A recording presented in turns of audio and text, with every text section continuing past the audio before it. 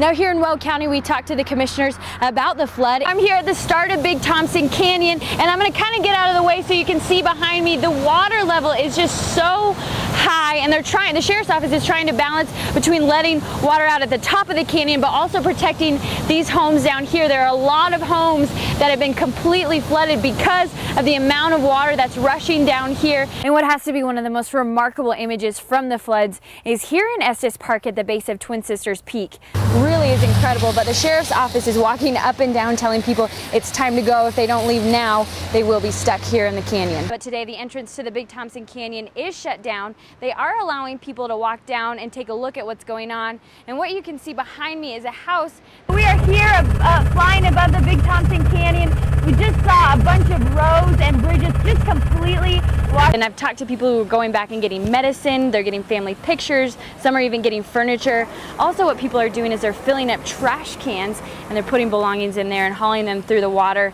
But what authorities are saying is it's at their own risk to go back as this water is contaminated, but people don't really seem to care and are going anyways. And these areas have had people stranded. Ground support hasn't been able to get to them, and helicopters haven't been able to fly really at all the last couple days just because of the weather. I'm here at Timberline Church in Fort Collins. Now this is one of the main evacuation centers in Larimer County. Now there are many houses along the Big Thompson Canyon that have not fared well at all, like the one behind me, but I did speak with a woman today in this area. Now another look we got today was inside the Big Thompson Canyon. A National Guard officer brought us up to see just a piece of the devastation, and I also ran into a hiker who showed us quite the view from atop his property. One of the hardest hit areas here in Estes Park is just off Highway 7. This is the Fish Creek area. Now this is one of the only roads we could actually drive on that's not completely damaged.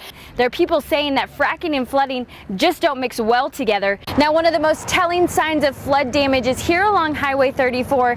This entire property was wiped out. It houses a church, an antique shop, and a home. And besides these chairs that were salvaged from inside the church, everything else is gone.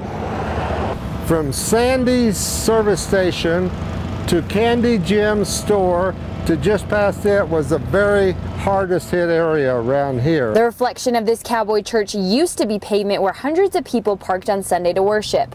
Now the only thing reflected is a muddy view of what used to be. At my age, I've traveled a lot in the world, been in some bad spots and during my lifetime. But when I pulled up and seen this, I could not believe the devastation that has taken place here. A 7-foot wall of water came ripping through George's property late Thursday night, dumping over a trailer, filling his house with water, destroying his antique car collection, and moving a storage bin clear on the other side of the property where it now sits along Highway 34. We're trying to get rid of, we got a big problem, can't get rid of the water right now, can't get it all to drain. Everything, he says, will have to be rebuilt. If it didn't wash it away, it's damaged beyond fixing. They're trying to get water off their property, but that's what everyone else in the area is doing, and George says his area seems to be the catch-all for the unwanted floodwater. I have lots of stuff down here I don't own. It's washed into us. George's property got the biggest beating as he's one of the lowest points along Highway 34. So as the waters rushed, they brought with it other people's belongings, including these people's koi fish, which they've been looking for since Friday, and they finally found them on George's property. It's just devastating to see all of your stuff float away. You can't do anything about it. That's the worst. And just to watch my parents, this is what they're getting older, and this is what brings them joy, is to see the grandkids come out and play on.